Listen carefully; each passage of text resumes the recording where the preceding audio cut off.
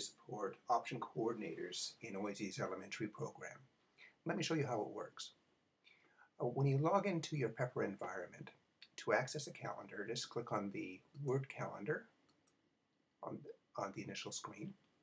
And this takes you to a screen that'll have a month calendar view. And like other calendaring software, you can move forward month to month or backwards by clicking on the left and right arrows.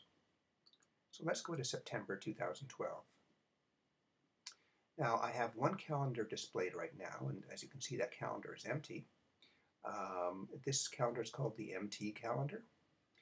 And to add an entry into the MT calendar, say on September 3rd, I simply click on the date, and then I add the event. Now in this case, September 3rd is Labor Day, and I'm going to color the text red, and I'll save it. And there it is. Now our first day of classes in the Master of Teaching program is on September the 10th. So I'm going to click on that day, and our first class is mathematics, and it's in room 9240, and it's not all day, so I'll click on that.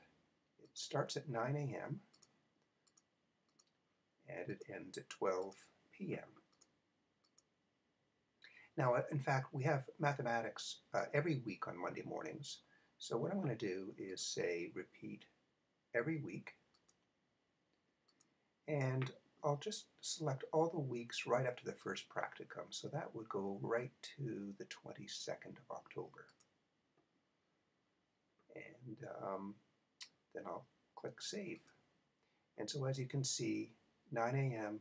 mathematics, and these are all in the calendar right through to October 22nd.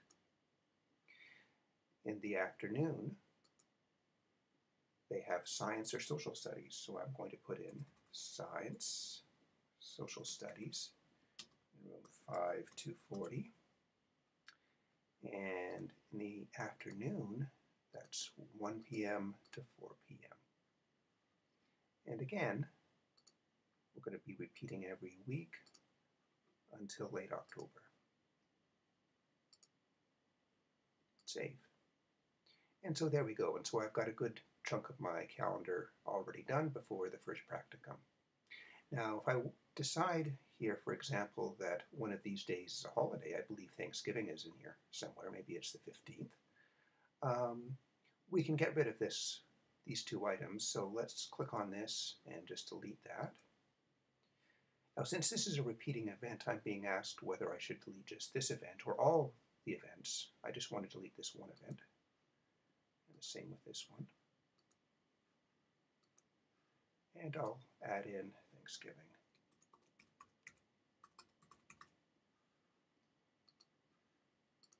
Like so.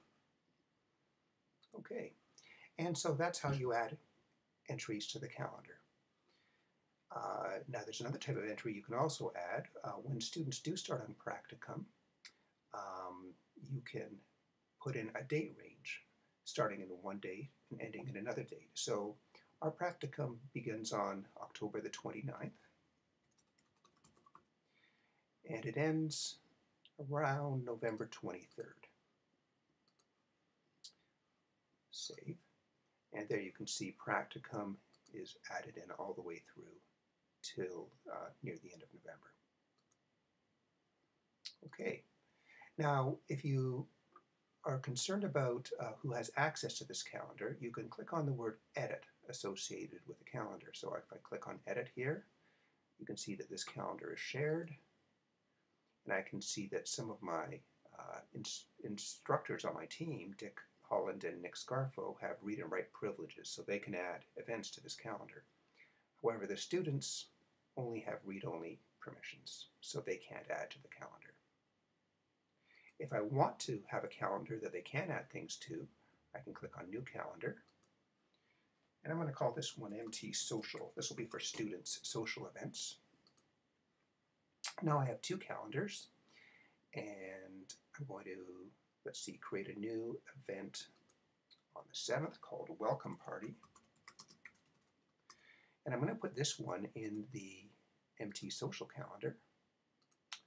And we'll hold this one at, say, 6 o'clock in the evening. And I'll make this a blue colored entry. And so now I've got that, and I'm going to make this calendar give the students permission to work on it. So I'll give them permissions here and give them read and write permissions. So now any student can come in whenever they want and add an item to the MT social calendar. So now we have two calendars. We have the MT calendar, which is here. And if I want, I can just look at the MT calendar without the social calendar. Or I can look at the social calendar without the MT calendar. Or I can look at both of them together by overlaying the two. So it's a very flexible calendaring system, and you can do a lot of sharing of calendars with the colleagues on your team and with students, and even across options. So I hope this is helpful. Please let me know if you have any questions or if there's anything we can do to improve the calendar. Thanks.